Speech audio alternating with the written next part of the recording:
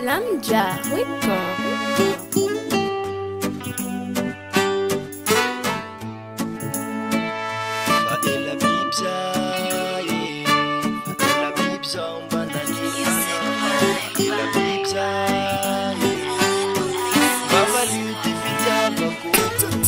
Zaho nahita ampela soa raiky tanatin'olo maro iha raiky avao finiloko toka tsy mifangaro fa tafilitsy anatin'ny fôka zaho fa tsy anova na isy fahavalo zaho atao fa hoanina lova safiriko aloha tantsika roa mba omanja maty vitako fomba mbany bilitsy maninje mariazy resan'olo ambali kantsy ahoako fa sabotazy resan'olo ambali kantsy ahoako fa sabotazy fa tiako iandra tsy fonina valio amizay makoaravaly zaho ato fa mideliry mandiny anao ty fitiavako mandiny anao ty fitiavako fa tiako iandra tsy fonina valio amizay makoaravaly zaho ato fa mideliry mandiny anao ty fitiavako mandiny anao ty fitiavako fa ela biby zay fa ela biby zaho mba naniry anao fa ela biby zay mba valio ty fitiavako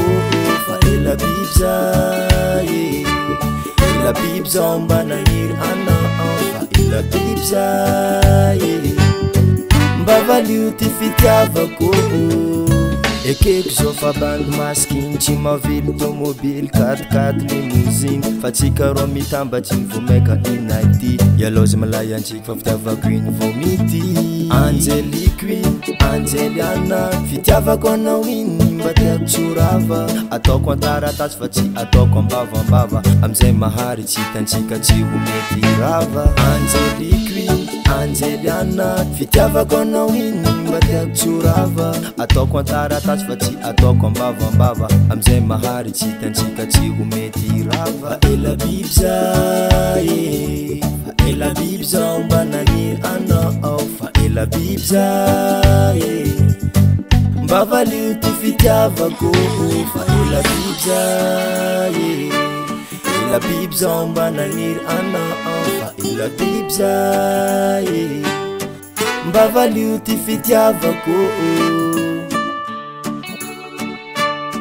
Yes, I Zion music.